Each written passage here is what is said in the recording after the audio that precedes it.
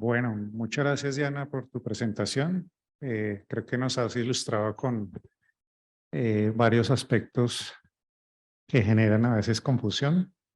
Sin embargo, suponemos que persistirán algunas inquietudes, entonces los invitamos a plantearlas en este momento, tanto, pues no solo para Diana, sino también para Gladys y Edwin, que aún nos acompañan acá en el auditorio. Igualmente para quienes nos acompañan vía streaming, también estamos pendientes de recibir sus inquietudes.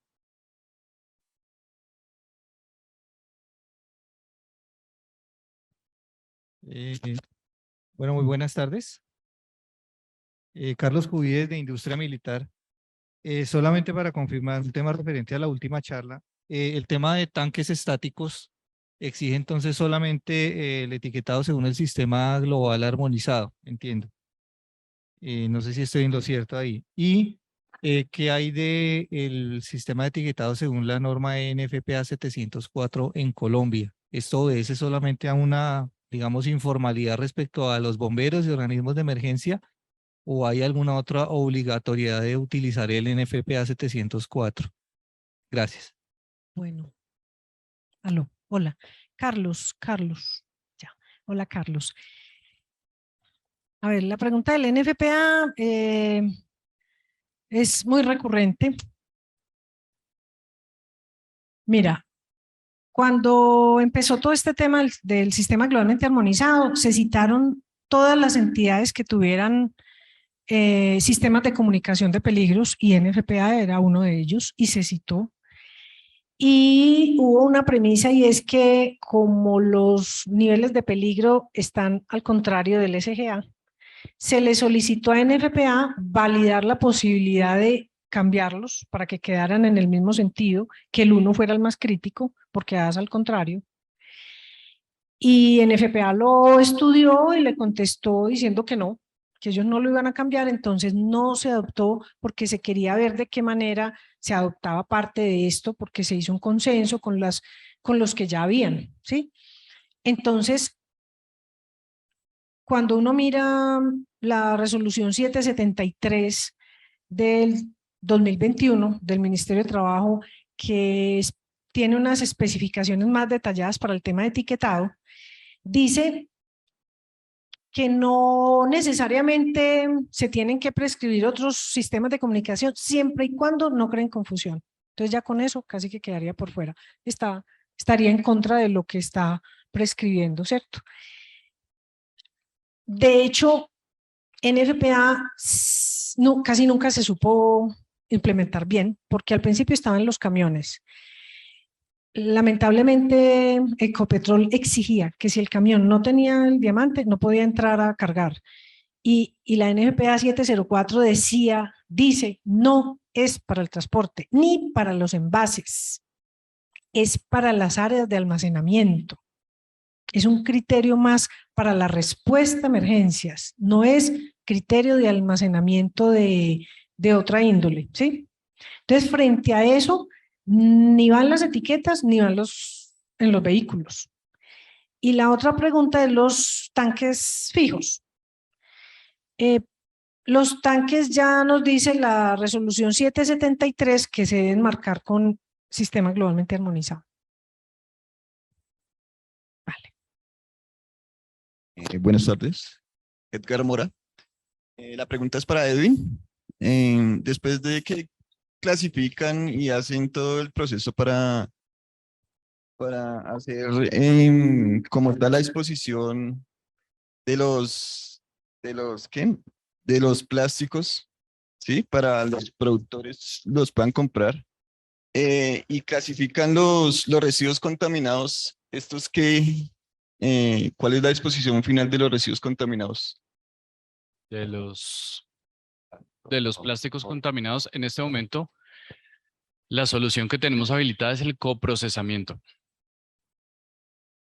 Hay técnicas en el mundo que dicen que se puede hacer reciclaje químico, que hay otro tipo de descomposición de los plásticos, pero en Colombia eso no está disponible. La única que tenemos de toda la lista de las mejores prácticas de las convenciones de Estocolmo y Basilea es el coprocesamiento y la incineración, y pues en el proyecto escogimos el coprocesamiento para hacer la eliminación. dentro de lo que se trabajó en el proyecto.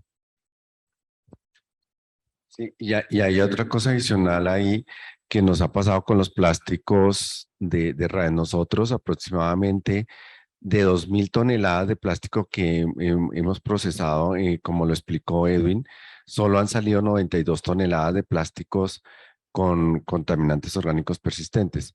No, digamos, 92 toneladas no es mucho. Por ejemplo, un gestor de residuos peligrosos no montaría una tecnología específica para solo tratar plásticos con retardantes de llama.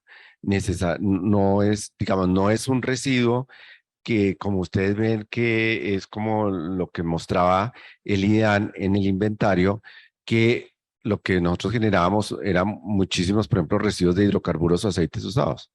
O sea, si uno mira la proporción de los plásticos con retardantes de llama respecto realmente a un residuo como los hospitalarios o como los que más se generan, realmente los residuos de plásticos con retardantes de llama son marginales, o sea, son unos residuos realmente marginales. Si uno los mirara dentro de todo el inventario que tiene el IDAN, pues estarán casi que al final de la lista, son un residuo marginal. Sin embargo, si nosotros no los separamos de las corrientes de plástico de RAE, realmente, pues, de acuerdo a la definición que nosotros tenemos, si hay un residuo, digamos, que no tiene una característica peligrosa, pero se mezcla con un residuo que sí la tiene, pues, todo se consideraría residuo peligroso. Entonces, y digamos, y en el marco de, digamos, de la economía circular, por eso es importante nosotros poder separar esas corrientes de residuos peligrosos de las que no lo son, para poder aprovechar lo que es no peligroso.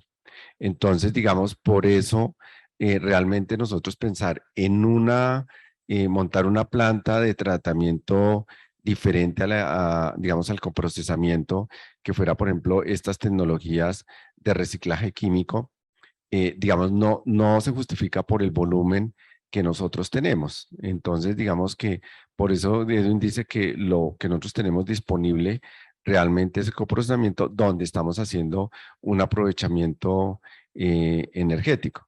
Entonces, por ejemplo, según nosotros, digamos, de lo que separamos, seguramente si lo que se coloca en un horno cementero, esas 92 toneladas tal vez yo creo que por ahí en 15 minutos ya se ha consumido, ¿cierto? No, ni siquiera es 15 minutos daría para cargar el horno. Es tan marginal la cantidad de residuos que eso también es bueno, porque no estamos teniendo una cantidad relevante de este residuo, como pasaría, por ejemplo, con PCBs, con los aceites que están en los transformadores, que ese sí es una cantidad también importante, y que, digamos, ese tipo de residuos sí tampoco, pues no los podemos incinerar en el país, sobre todo porque pues sí tienen una carga bastante alta de, digamos, de PCBs.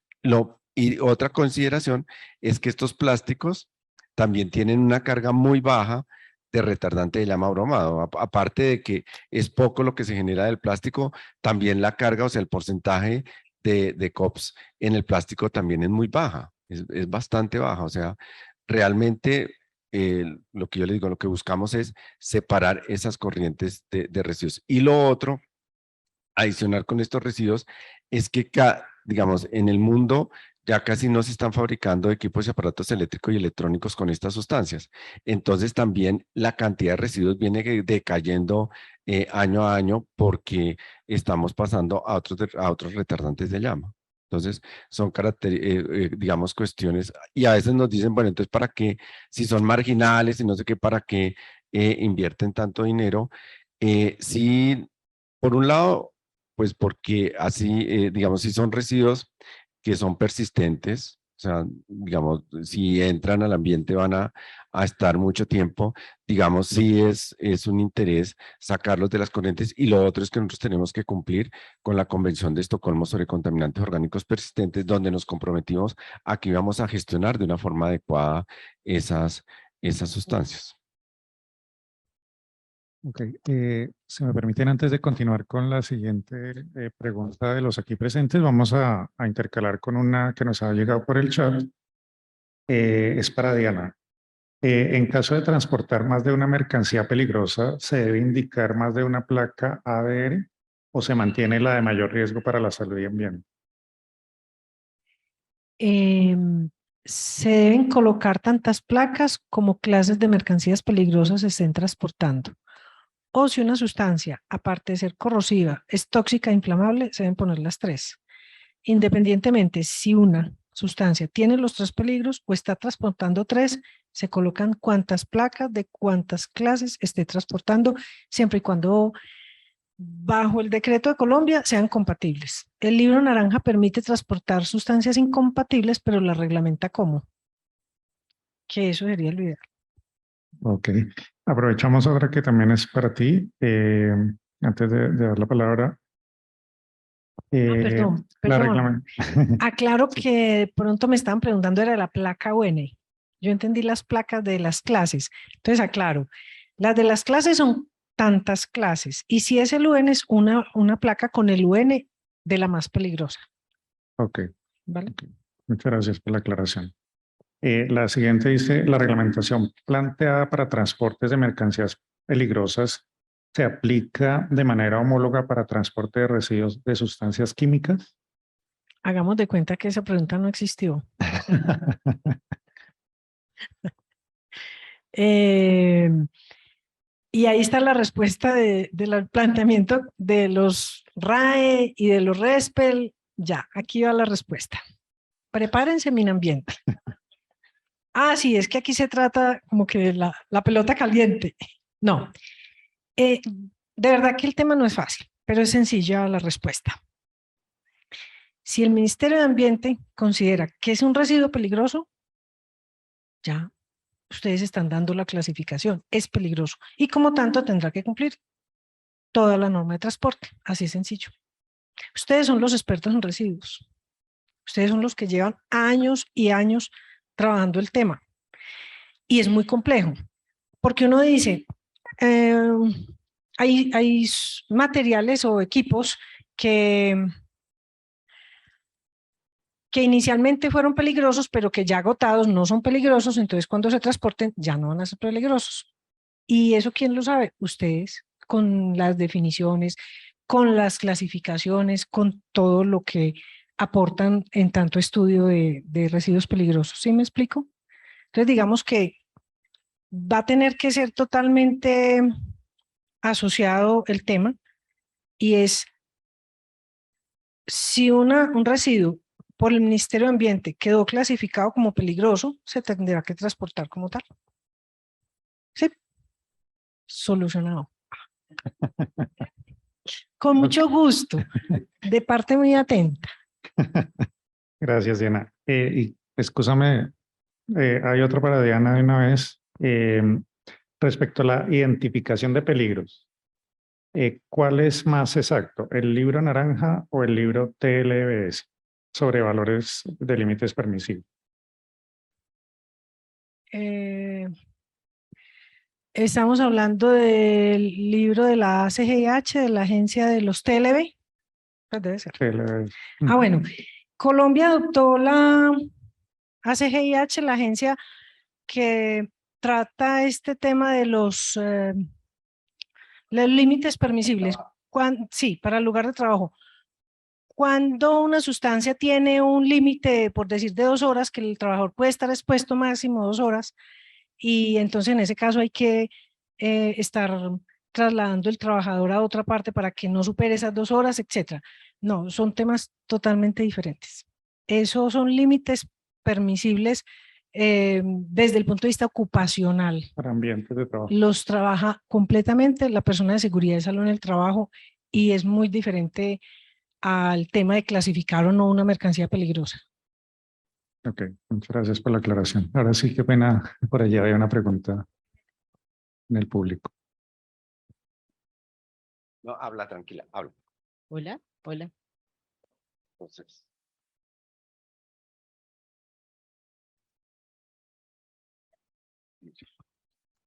Hola, buenas tardes. Bueno, tengo 2 preguntas. La primera es para Edwin, frente a la experiencia que él mencionaba en el aprovechamiento de plásticos que vienen de RAES. si de pronto en el marco de la Estrategia Nacional de Economía Circular se plantearon algún tipo como de lineamientos o se tiene pensado establecer como lineamientos o buenas prácticas, algo similar a lo que se tiene planteado para la disminución de residuos de alimentos. Esa es como la primera pregunta. Y la segunda es para Diana, eh, referente a que, bueno, o sea, se entiende que al interior de un negocio, de una institución, de lo que sea, pues no aplicaría lo que establece el decreto en su sección 8 de mercancías peligrosas, ¿sí? Pero quisiera saber si de pronto el ministerio tiene algún tipo de recomendaciones en alguna parte para el transporte interno, sobre todo como en esos complejos industriales que son tan grandes, pero que no son como vía nacional, o si sí aplica definitivamente lo que establece el decreto 1079 frente al transporte de mercancías peligrosas. Gracias.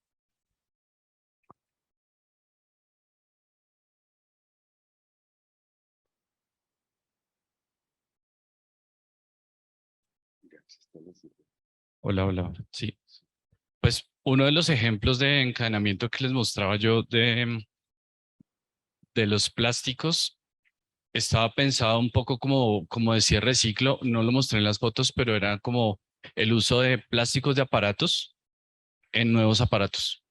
Entonces usamos poliestireno en aplicaciones para equipos de refrigeración, bueno, electrodomésticos de esa categoría.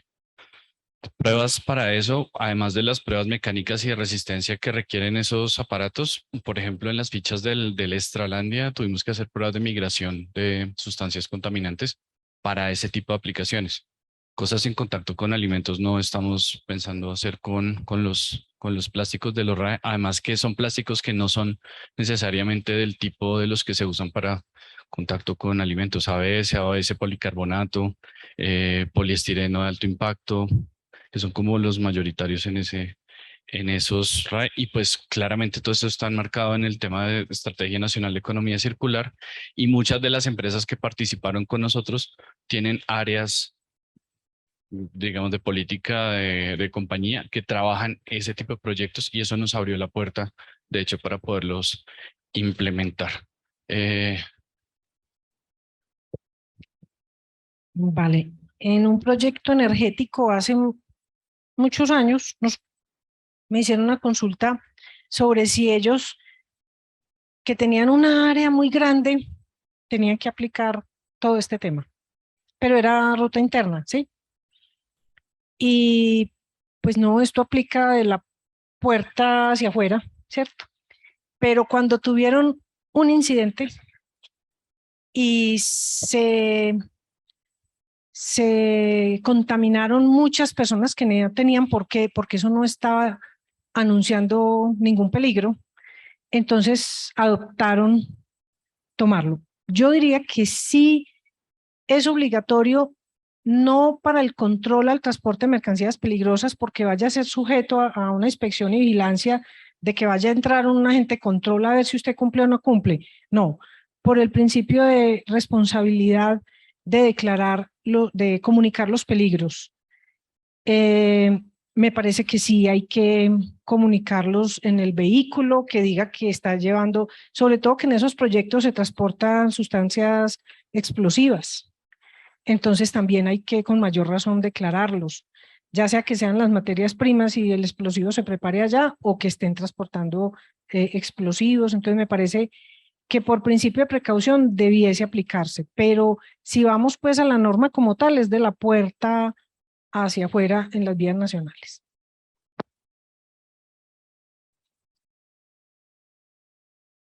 Bueno, otra pregunta?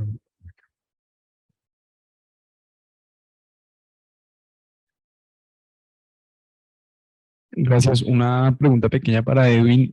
Me pareció muy valioso, muy ganador el listado rojo de RAE, pero no sé si está publicado en algún lugar, no lo encontré en la página del ministerio.